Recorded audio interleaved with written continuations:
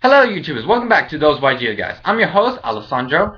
So in this video we're going to be talking about a topic that's been going pretty big, that's going quite a lot in YouTube and other Yu-Gi-Oh websites around this point of a period of time, and that's banlist predictions. Now I'm not going to do banlist predictions, no. Why? One, I don't feel like it. Two, it's really not that easy to really come up what's going to happen, and I mean we can probably predict like what deck's going to get hit and all that, but how they're going to hit in that kind of shape or form is not that clear cut as people are making it seem. I mean, first of all, it's Konami.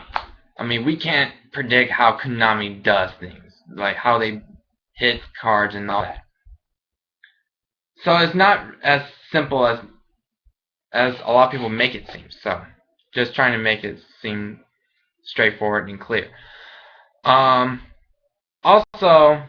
I've been watching other banlist prediction videos, and one of them I watched was VexKids4666, which like she did a big huge montage of 39 prediction videos into one big huge video, which that was very awesome part on VexKids466 part, and also giving other YouTubers a chance to get a shout out, be recognized, and all that. That's great and all. Within the video, there are just so many crazy ideas. It's just like I had to pause every not like a good bit of times every time I watch the whole video. Like it just gave me some bit of headaches and other stuff. And I'm a little point across. I'm not here to trash anyone. I'm not here to belittle or bad mouthing to anyone. Definitely not. All I'm doing is just pretty much put my points across and see some of these crazy ideas. You just gotta be careful. That's all I'm gonna have to say. Like one of the most noteworthy was Infinity Launcher to 2 because Rekindling is at 3. Infinity Launcher to 2 because Rekindling is at 3. Okay, if I know my rulings correctly, 1, you can Solemn Warning Rekindling. But for Infinity Launcher, you can't Solemn Warning. One, and another point, Infinity Launcher sets up your place. Rekindling doesn't. And there's just other points across.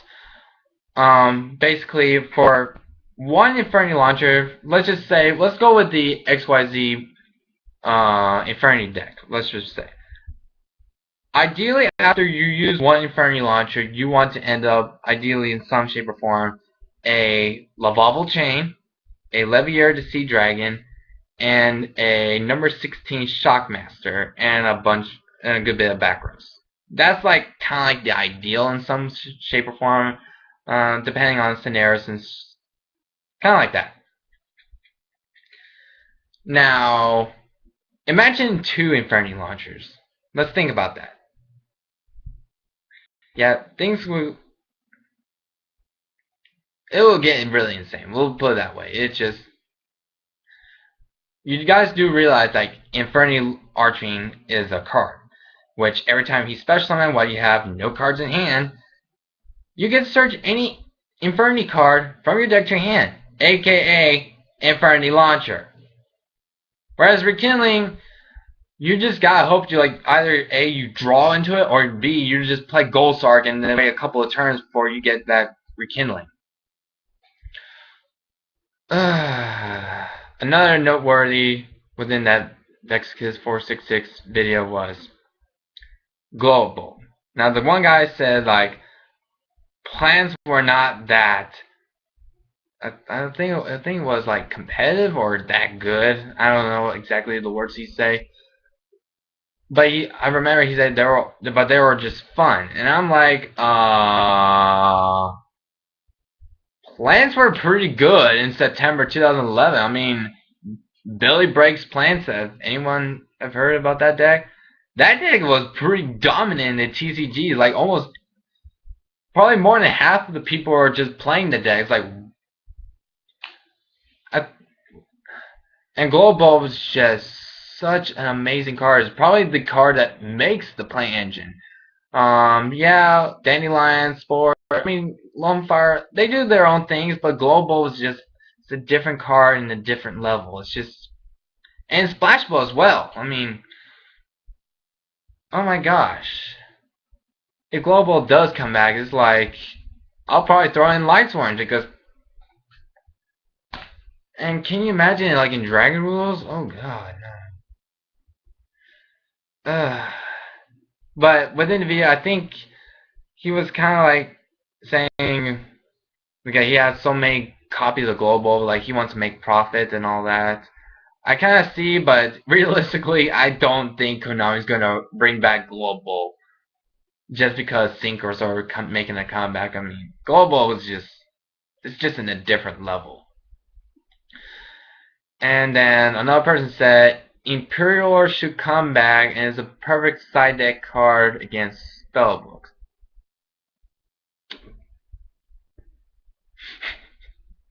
I'm sorry, I'm not trying to make fun of anyone, but let me see my band binder real quick.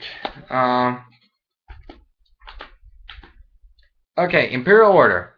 This is a continuous trap card. See? Have one.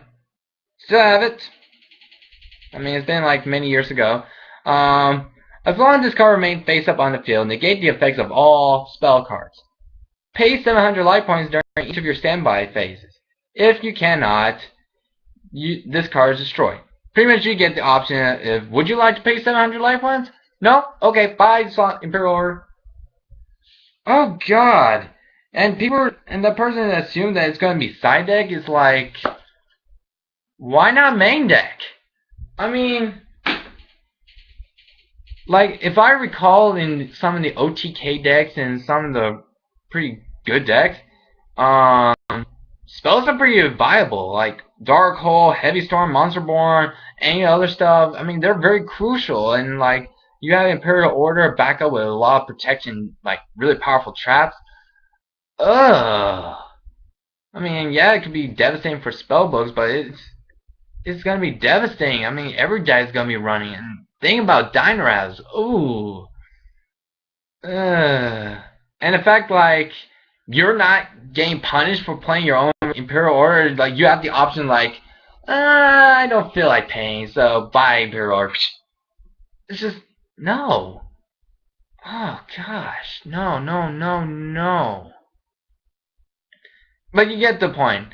But all I'd say for all the people who did participate in Vexicus 4666 September 2013 banlist prediction video, trust me, I'm not making fun of you or any shape or form.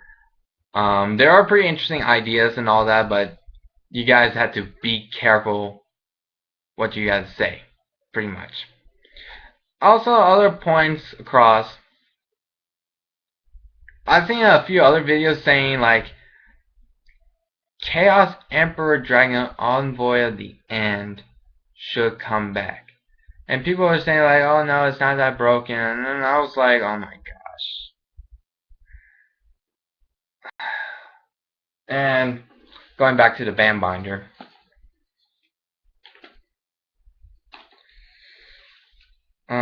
For those of you who don't know Chaos Emperor Dragon, what he looks like, this is what he looks like in some shape or form. He's a level 8 Dark Attribute, 3000 attack, 2500 defense, with the effect of, this card can only be special summoned by removing one light and one dark monster in your from play. Then second sentence. Pay 1000 of your life points to send all cards in both players' hands and on the field to the graveyard. Inflict 300 points of damage to your opponent's life points for each card that is sent to the graveyard by this effect. Now, the first thing that comes to my mind is Chaos Dragons. And that's probably the more logical point. And I know people have been few certain people will say like, oh, like you won't get Light Pulsar Dragon's effect if you use Chaos Emperor Dragon's effect. Okay, that's alright, that's true. It missed timing, that's very true, but the point is like, why would you want to do that to yourself? You got at least 5,500 on board, both Light Pulsar Dragon and Chaos Emperor Dragon. So you just need to throw like about at least another 2,500 beater, and you got like at least a perfect 8,000 on board. So why would you want to destroy everything that you have? Second fact is that you only need Chaos Emperor Dragons to be summoned successfully. And then you can do some crazy stuff like Light Pulsar Dragon. He can fetch level 5 or higher dark attribute dragon type monster in your graveyard and special summon them. Okay, if that's not good enough, Red Eyes Darkness Male Dragon special summon any dragon from the player, the person who controls Red Eyes Darkness Male Dragon can special summon a dragon monster from their hand, or from his or her hand, or even his or her graveyard. Yeah, that's just spelled trouble right there. And another fact is like, that you can put the card can put the game into a top decking war, and through his effect, of course. His effect can be also very devastating to certain decks. Like if you're playing against Six Samurais and Heretics, you're most likely gonna win because Heretics and Six Samurais, they suck at top decking. I'm not joking. They really are not that good top decking. That's just no.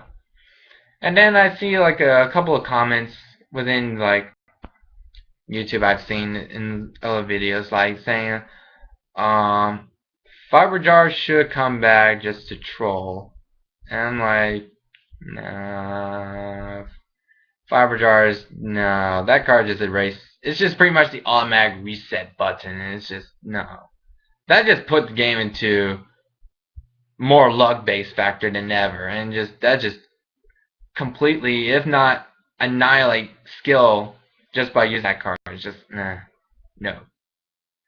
And then another person said, I don't know if that person is trolling or not, and it's just saying, they should bring back Crush Card Virus, because nobody's running a Fiend type monster, or actually no, it's actually a Dark Attribute monster with 1,000 or less attack.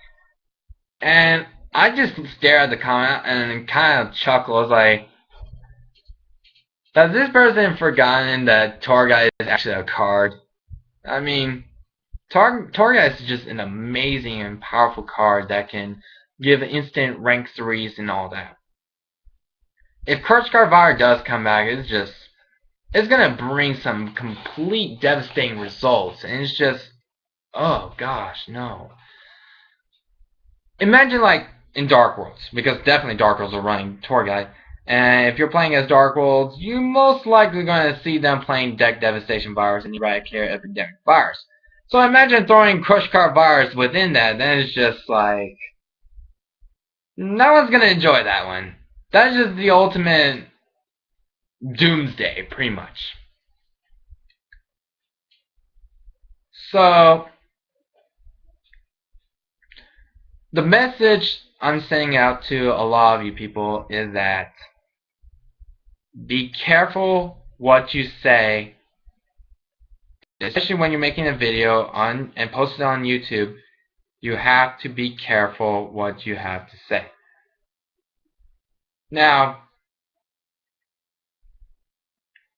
I'm trying to send this message out to all of you so you guys won't go like all bandwagoning and say, like, oh my gosh, this person says that it's going to happen. that doesn't mean it's going to happen. So I want you guys to use your common sense and think about it.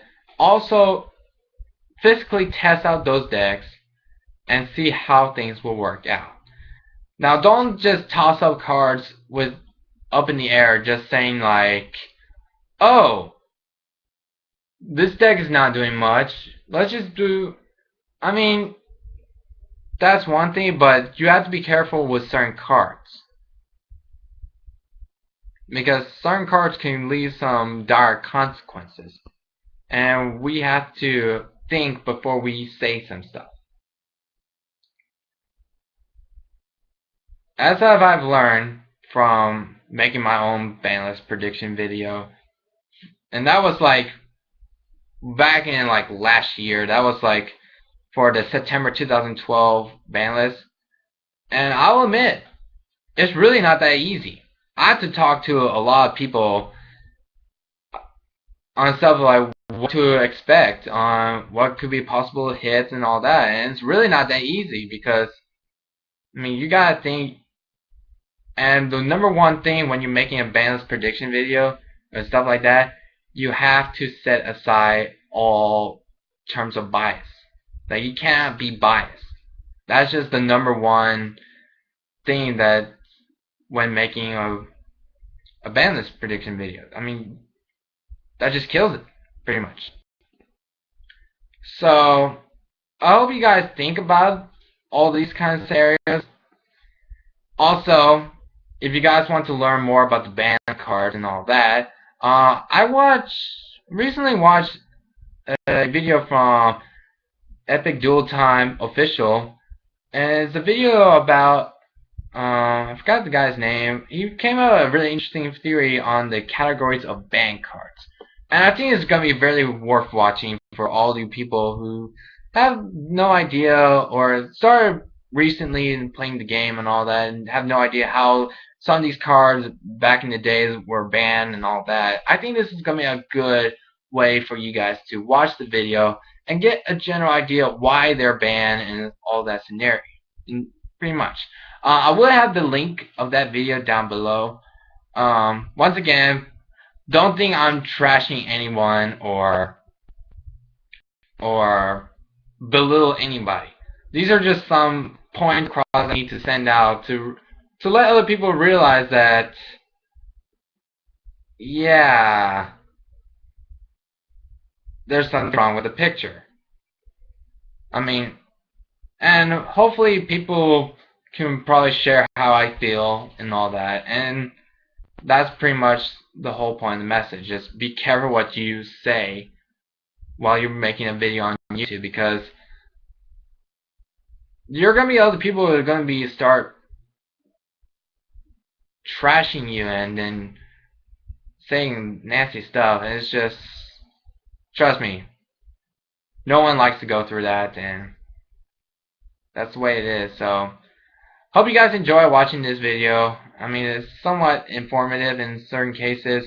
Definitely check out the categories of ban cards from TheEpicDuelTImeOfficial. I think this is going to be a very interesting video for anybody, whether they're a long-term veteran of Yu-Gi-Oh or a newcomer. Definitely watch that video. It's really interesting, and I think it came up with a pretty good theory. So stay tuned for more ThoseYGOguys. I'm Alessandro, your host, and I'll catch you guys later. Take care. Bye-bye.